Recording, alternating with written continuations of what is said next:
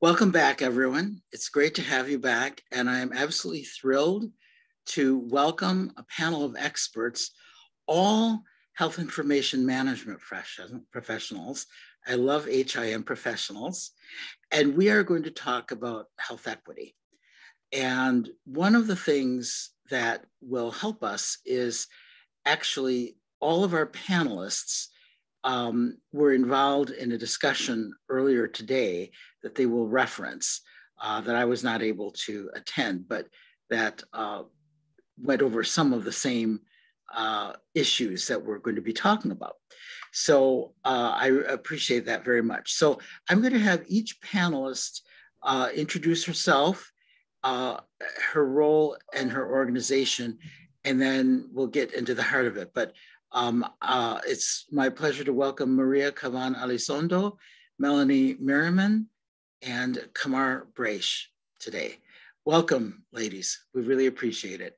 Who would like to go first and introduce herself? First. Thank you so much. I enjoy these opportunities to talk about all things health information and interconnectivity and health equity. My name is Dr. Maria Caban Elizondo. I'm the Director of Health Information Management for UCLA Health System. Melanie, yeah, go ahead. I'll go next. I'm Melanie Merriman. I'm the Director of Health Information Management and Clinical Documentation Improvement, Cancer Registry for Torrance Memorial Medical Center in Torrance, California. Oh, and I'm also outgoing president of CHIA. Wonderful. And Kamar, welcome. Thank you. My name is Kamar Braish. I'm the HIM Director at Chalk Children's Hospital of Orange County. And I am also on the board of CHIA, second-year board member. Thank you for having us. Absolutely. It's great to have all of you. Who would like to just very briefly, in a sentence or two, tell us what the discussion was earlier this morning, because I know we'll be referencing it. Maria, we're going to ask you to, since you kicked it off. Okay, I'm happy to do that. So we had a community chat with our members in the California State Information Association, and really it's centered around social determinants of health, health equity, artificial intelligence, and health literacy for health equity. And so those were the overarching topics for the discussion. We went pretty deep into some of these, and we agreed we didn't go deep enough because there's going to be a part two. So I'm really encouraged by that, because I think that as a health community in general in the state of California, we need to continue to have these discussions around capturing data that identifies social determinants of health, helps us to bridge the gap for patients who experience disequity in healthcare, and really helping us to understand the meaning of the outcomes of artificial intelligence and data capture. So Absolutely. That's a very broad summary. But no, that's terrific. And would all three of you, we're presenting a slide that you had shared earlier today. Would all three of you like to just briefly comment on this slide? We'll present two slides in order. Maria, why don't you start, and then who else? Sure. Yeah, no, I'm happy to. So this first slide, we talked about the social determinants of health, really pulled from the health.gov site, and it gives a really nice diagram and a picture of what social determinants of health are, right? And this is not all inclusive. And as I was saying in the chat, there are so many nuances to each of these categories, such as economic stability, education education quality, healthcare access and quality, what's going on in your community, in your neighborhood in terms of access to care or the quality of care that you could get, and also what social and community context might impact the care that someone has access to. And within each of those are even more pathways to understanding what the social determinants of health are for patients in almost every community to every population. The one thing I'll add very quickly is that there is a misunderstanding, I think, in general population, social contexts, that if you have a high education and you make a lot of money and you live in a good neighborhood, that you really are not impacted by social determinants of health. And I strongly disagree. While those things do give you access and privilege to things that other patients in our communities don't have access to, that does not mean that you don't have a language barrier. That does not mean that you don't have a trusting relationship with your healthcare provider and you feel like you can talk to them about anything. It's just really level setting and understanding that there really are nuances to all of this. Yeah, absolutely. Thank you. So well said. Would either of the other panelists like to just add to the definitions or aspects of this? I'd like to add a little bit more. Sorry, Ellie. Go ahead. From the children health perspective. So we know that I come from the children hospital background. We look at all these little triggers for what is impacting that child and how do we maneuver that dial from all aspects on the children. So that's kind of, I look at that and I go, what is it for me and what is it for an adult patient? So kind of a different perspective, similar. Yeah, wonderful. Melanie, I think you were going to say something. Yeah, so I wanted to say that I guess from an HIM perspective, one of the ways that we're starting to be able to capture these certainly is by the use of Z codes in our ICD-10 CM coding system that actually can assign codes for the various components of each of these social determinants of health. And so that's relatively new. I mean, it's been around, but in terms of really adopting it and capturing it well in the HIM, in the record, in the electronic medical record, is still a big challenge. And I think that some organizations are farther along than others.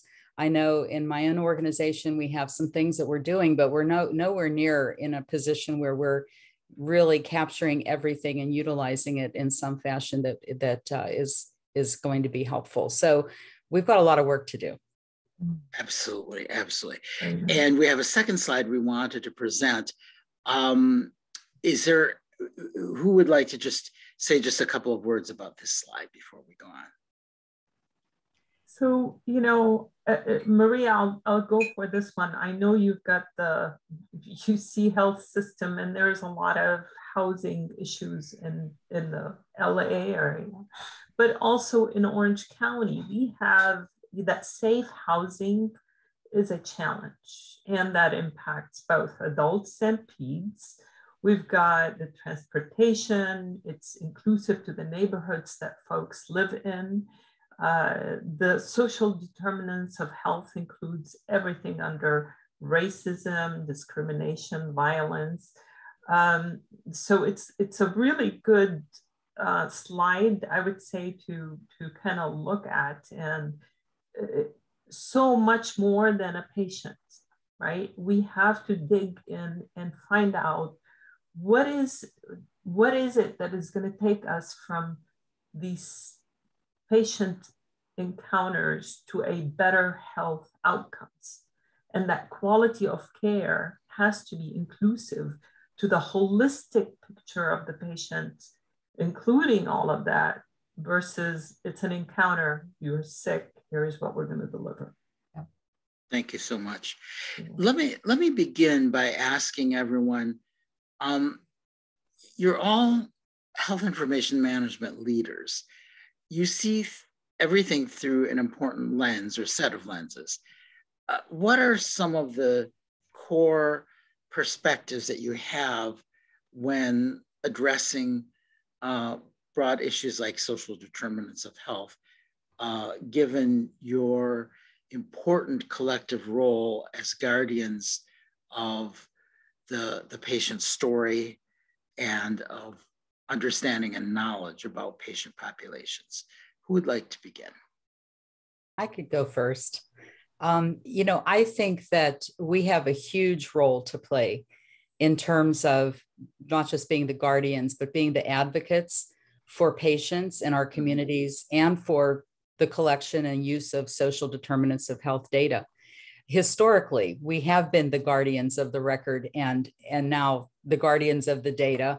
But again, just because we're capturing it doesn't mean that we don't have an obligation or a challenge to bring this forward in our own organizations to make sure that that the data that's being collected is correct, and that that we're able to produce information or produce the data that will lead to information that our organizations can use to address these social determinants of health and address it in our challenged populations. So I feel we have a huge role that we play in this moving forward. Yeah. Other panelists, how do you see it? Maria, go for it. I really love this question. Thank you for asking it. I want to start by saying briefly that every leader comes to their professional practice from a position of their life experience. And so each of us, right, on this panel has different life experiences that inform how we see the work that we do. And the experiences that I've had in my life and the experiences my family has had, the experiences I've seen, I've been involved in my community and in my academic journey, all of that informs the lens through which I see the work that I do. And I'm a little bit more critical of the systems that we have in place that are aimed at serving the patients that we take care of. And so I always want to be sure that we have an eye, not just to serving the patient, but an eye to the experience that the patient has. And our patients, many of our patients, as we're talking about California, Southern California, Los Angeles, many of our patients live at the intersection of race, ethnicity, gender, and class. And it's really an interesting juxtaposition, especially for my organization. Think about it geographically, right? We're situated in Westwood, and we have campuses all over, but Westwood and Santa Monica are primary hospitals. And so on one side, we have a community that is well educated. They make a very good living by and large. They have access to care and food and transportation. But traveling just a little east and south really changes that story. And so that's what I think of. Where I see the work that me and my team do and the impact and the advocacy that we can push forward is really making sure that those stories are addressed and not forgetting that we don't all come to the table, armed with, letters after our name and, food on the table. And so I think those are the lenses that I see my work through. Absolutely. Kamar, would you like to add to that? I totally agree with Maria. Thank you, Maria, for really sharing that heartfelt journey as for sure we share it.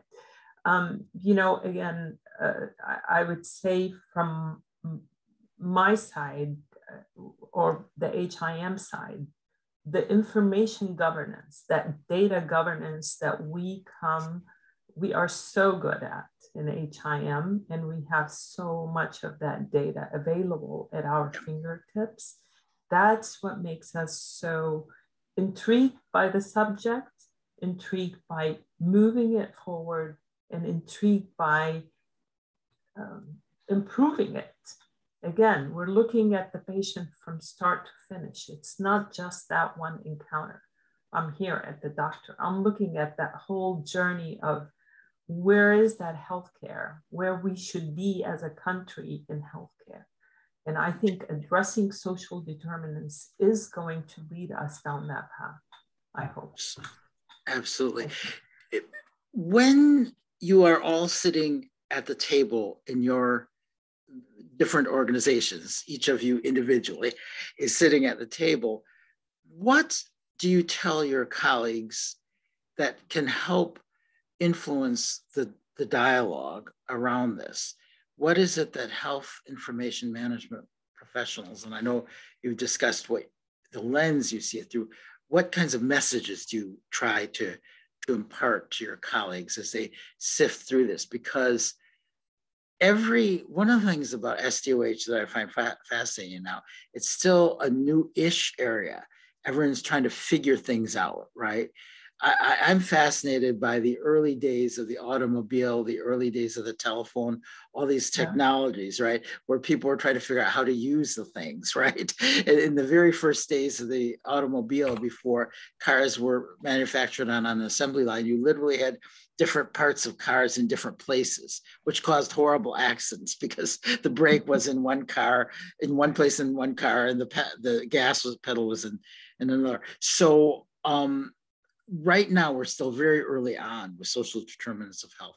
And there are countless patient care organizations that are trying to move forward, but everyone's doing it in a completely different way. So what messages do you try to bring forward in your organizations as you're doing this? You know, in my organization, we're probably not unlike a lot of others out in the world, in the country. You know, we're a community hospital. We have our own system, but we don't have, it's not a multi-hospital system. Mm-hmm. And a lot of larger organizations, they'll have a department for decision support that all they do is run data, right? And that might be the place where most individuals in that organization goes. But in my organization, we don't have a department that just runs data. It is kind of parsed out. And so again, in terms of the challenges of putting this together, it can be siloed for that reason, because not everybody knows who's working on what. And so again, the message that I like to bring is, you know, we can run the data at a minimum. And if we're not the ones running the data, we need to be at the table with whatever the program is being created or who's looking at that data, because again, we're concerned about the integrity and how it's, you know, and how it's, from what lens it's being looked through and how we can influence that. And so I see myself as being able to play a really vital part in that and have already been involved in some things. But again, I think across the nation, there's probably plenty of organizations like ours where hopefully the HIM department is stepping up and the HIM director is involved in providing that data. Kamar, I see you nodding. Sure.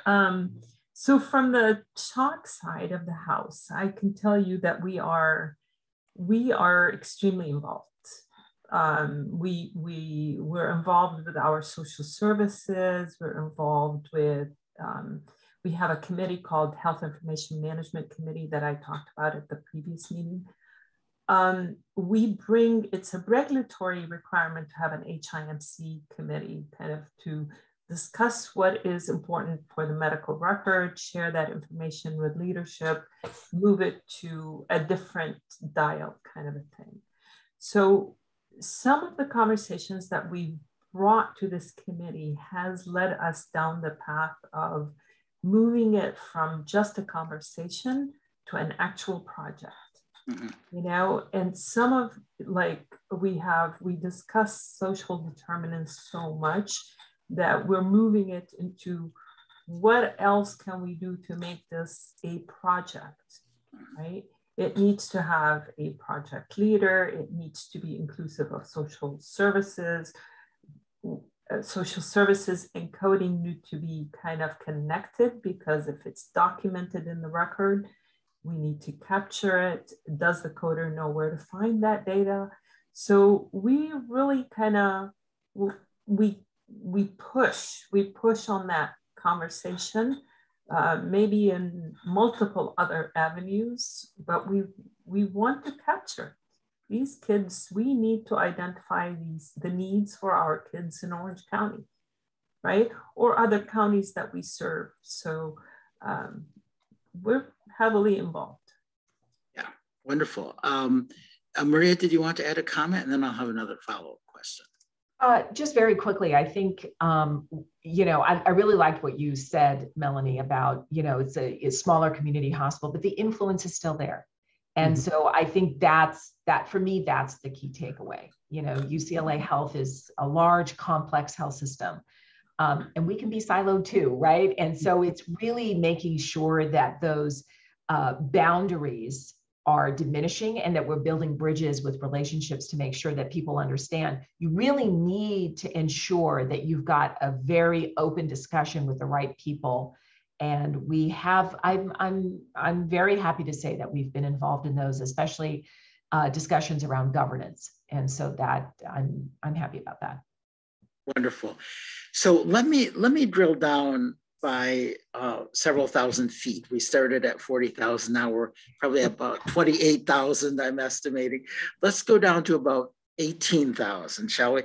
So one of the fascinating aspects of this is, as organizations begin to really think about this, code sets are being developed.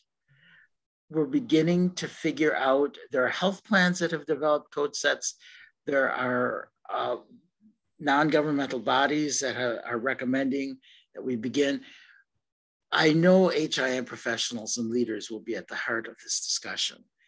What can we, and when I say we, the broadest collective we, which might include me, even though I'm not doing anything, just reporting on it as a journalist, but what can we as a health system do to begin to think about how we document social determinants of health, how we define them, and how we integrate the information that we're trying to put into the record with the rest of the record.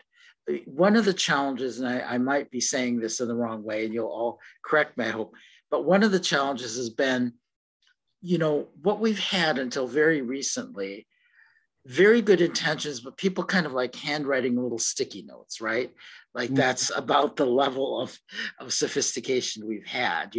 Mrs. Smith is semi-homeless and she has a real problem refilling her medications because she doesn't even have a reliable refrigerator or something like that. So people are kind of writing little notes in margins there. It's free text. There's no consistency in documentation of SDOH elements.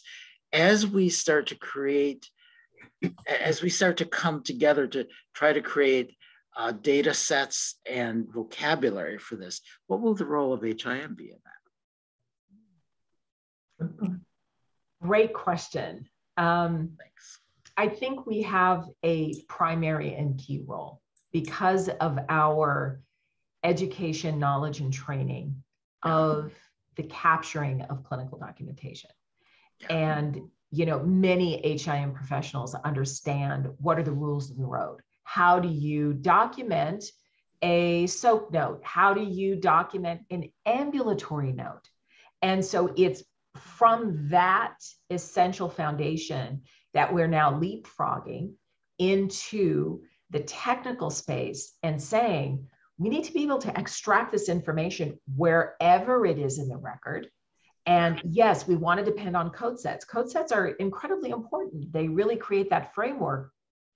But I really would like to see the ability to capture terminology in the record from a note from, maybe it was shared with a health information exchange from another institution, so that when the provider is meeting with the patient and they're integrating that information into their visit, it now becomes longitudinal. It just doesn't become this one episodic, oh, I saw the patient and right. That's it, exactly, yeah. Exactly. And so, and that's, to me, that's the golden egg, right? Yeah. How do we really drive that discussion about the importance? And so let me just, to be fair, I think, let me just say from my organization's perspective, I think everyone is on the same page. We all understand that's what we need to do. We want to do it. And we want to figure out the right way to do it. And technology, I'm talking about the EHRs and what other systems we have, they have some responsibility in this as well. Absolutely. So they have to work with us to really help us build those connections. And so it's really a partnership. But I really believe that we as a profession and, people who work in informatics, applied informatics, data analytics, all of us are here to say, we know we need to do this, so let's get going. Yeah. Other panelists? I'd like to tag on to that because it is a partnership, and technology absolutely plays a huge role in it. And I know that when I was thinking about how exactly is the best way to address some of these things, my knee-jerk reaction is I need to run to informatics and our IT department and get our team together. And then I'm thinking, wait a minute, okay, we have like one of the big three EHR systems that's being used in this country, and we kind of know who they are. And why would my one organization have to build something out there on its own when we're part of a bigger picture that should be standardized, right? And we should be reaching out, and that's exactly what I've done. I pretty much have said, what is the plan from our EHR system to capture this information, and how best for us to roll this out before we start home growing our own system of templates, or adding to our old templates or whatever. I mean, how do we utilize what we currently have? So it is really about technology. And to Maria's point, we need more than it just being code sets and that type of thing, that we really are going to need something that involves AI and maybe NLP, to be able to read the disparate sticky note and have it be mapped to the right location in the EHR. So again, I think, again, we're the people asking why don't we have, where do we go? How do we do this? Exactly. We feel like we need to do it. We need to be the one to push it. Well, and that's what I'm saying, because I think one of the things, HIM leaders, is that you folks are, if there's anyone who can kind of help kind of gently knock heads together and say, let's figure out how we implement these systems at a meta level, it's you folks who can do that and say, look, this is not, a lot of people would instantly go to, this is an HIT issue, and it's so much more than that. And I know you know that because you're living it. But many people in healthcare would immediately say, oh, let's call the CIO, right?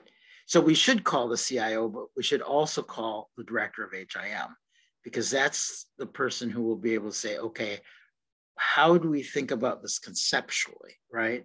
And I also think at a national health system level, I have to admit, I'm not aware of what the conversations might be in the HIM community, but are people talking about how we create the broadest vocabularies for this? Oh, absolutely. Absolutely. In fact, Kamar, I want to turn this over to you, but real quick, I have to do a plug. Go for it. So AHIMA has an advocacy center, and as literally recently as last week, I think, okay, it was all over Twitter and LinkedIn, and we finally got the Senate to drop in the bill the terminology that excludes or prevents EHRs from talking to one another about creating a national patient identifier. We have been talking about this for years. I know, it's really, right? I hope this is passed, because we need to get over that. Well, it was passed. And so now what this does is it starts to open up those discussions. Yeah. And it's really important, because now we can start to really visualize how it will look when systems can truly be interoperable and sharing information more like apples to apples. Now, I know that there's going to be some training here. I know there's going to be some, frustrations and challenges, but this is really big.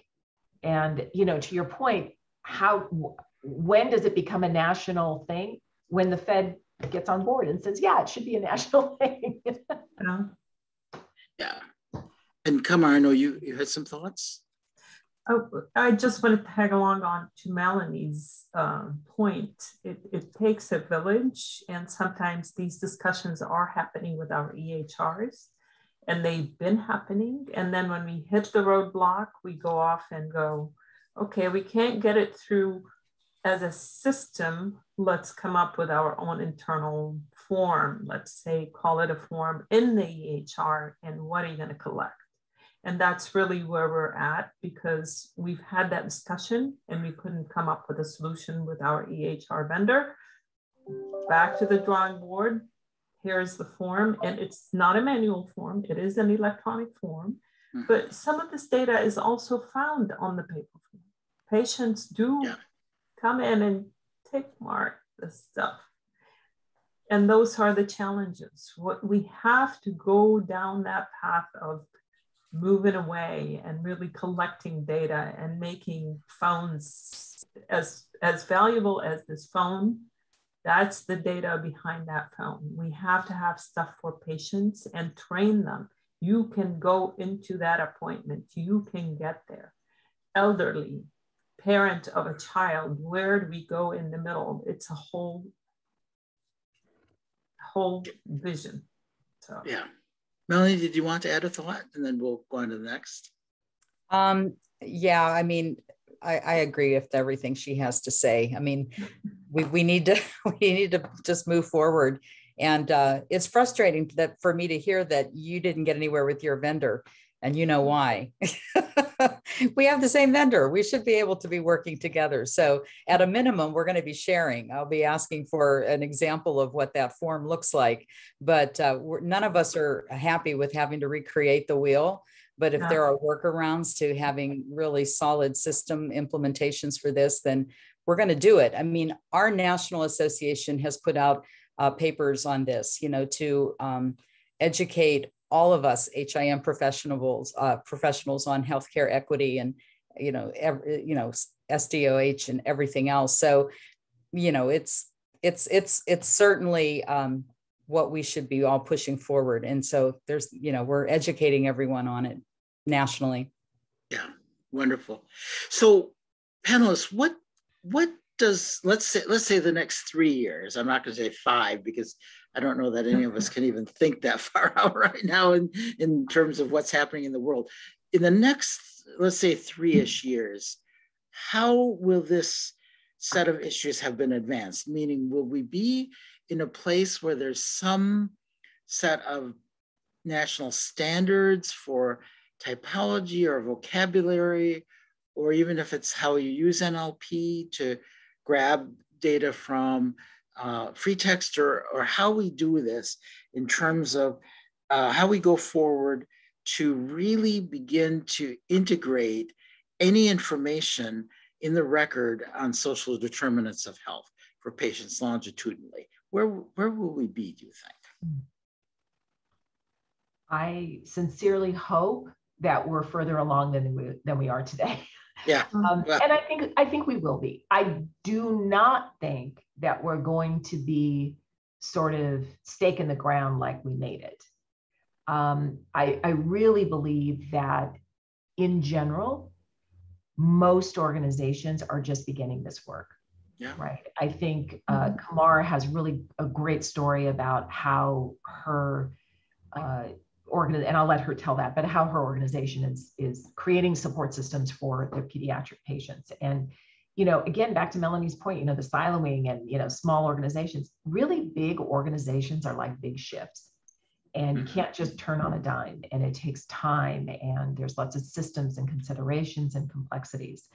And I really do. I really hope that if we have the same discussion in 3 years, that we're all sitting here saying, yep, we've got the code sets, we've talked to the vendor, we've got movement, we're collecting some data, but not all of it, but we're on our way. And so that's the part that I'm looking forward to.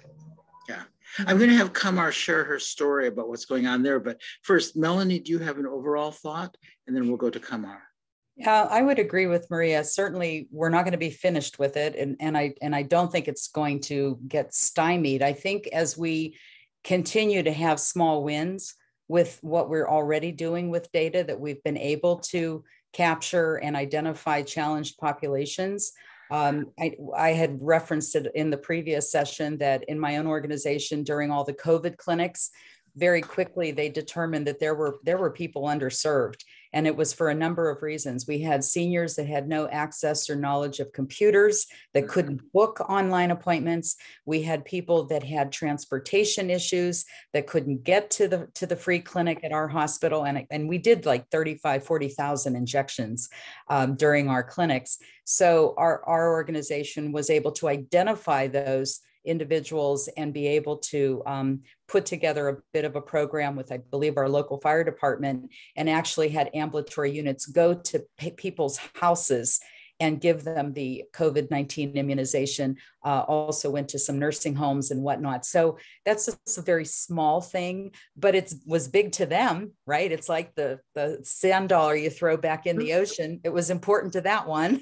And so again, I think that as we continue to show the value of what we can provide with this information and how it can literally change people's lives or affect them in positive ways in terms of their mortality and their quality of life, we're not going to abandon this, and organizations won't. I think we'll just be hopefully further down the road.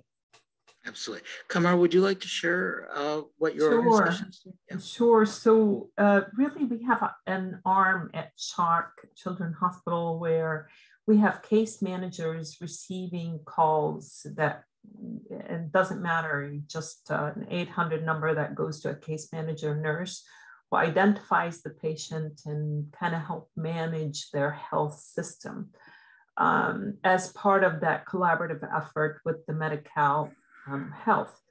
So one of the programs that we have at CHOC, which I think is remarkable, is the social support for mental health in high schools.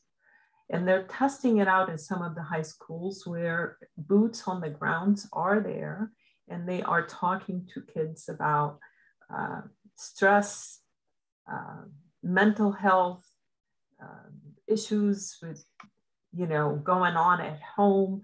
What can we do to support them? And I feel like that journey for that kid will change because of the support, right? They don't need a parent involvement. This kid should be able to reach out and get the support that is needed. But I think this is like a superstar kind of a program. And how much more can we do? Now, on the question that you asked, where can we see ourselves in 3 years? So I'll tell you from a level where I see myself and I'm building that role, or I'm kind of reaching out to other partners in health information management where, we're doing these exchanges. We want to start moving that exchange to really test for an actual exchange of data. Right? I want to transition these kids to an adult care. We're working right now on a program with UCI where we're transitioning these kids from 21 years old. They've been in our system all their life. They should be seeing an adult care now. So we're working through their HIM director. We're working through their IT with our IT on, okay, here's the data that you need. Here's what we're going to do. Here's how we're going to test for it. But we thought, it's possibly a small take, but if we are successful there, how much more can we reach, right? And that's what I'm excited about. We see kids in Pomona, we see kids all over the county. I want that data to come through. And how does it look? Where does it land?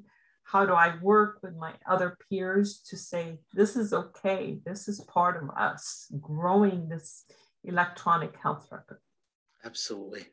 Thank you. Very well said. And fortunately, even though I am in Chicago, I know where Pomona is, so I understood the reference. I know Southern California very well. We just have a few minutes left. I would like each panelist just to share advice with our audience as our audience members try to move forward in this area. Just a key piece of advice that you might think that they might consider. Melanie, I see your face right there, so I'll ask you first. Wow, I think my best advice is to not give up. and if you haven't gotten started taking the lead, please do. And not to forget to partner.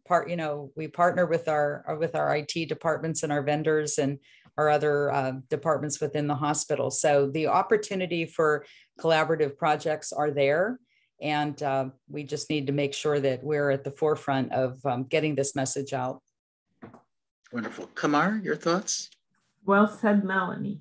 I can't say it any better than that.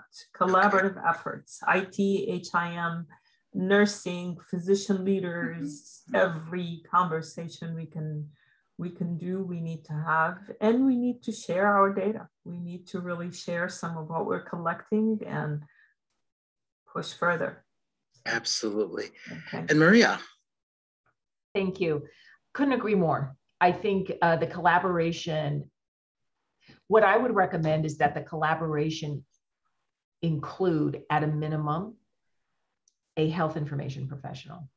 Yeah. I understand that there is this idea that because it's IT that we should, I have no problem working with IT. I love my IT team. I report to IT. But there is a particular subject matter expertise that we have, that we bring to the table, that we really want to share. We're not hoarders of information, I promise. And we really do want to collaborate. We want to partner. And I think we're all ready to do that. And so, yeah, let us know how we can help. That's what we're here for. Wonderful. Well, thank you, all three leaders. This has been such a fabulous discussion. I've learned a lot. I know our audience has.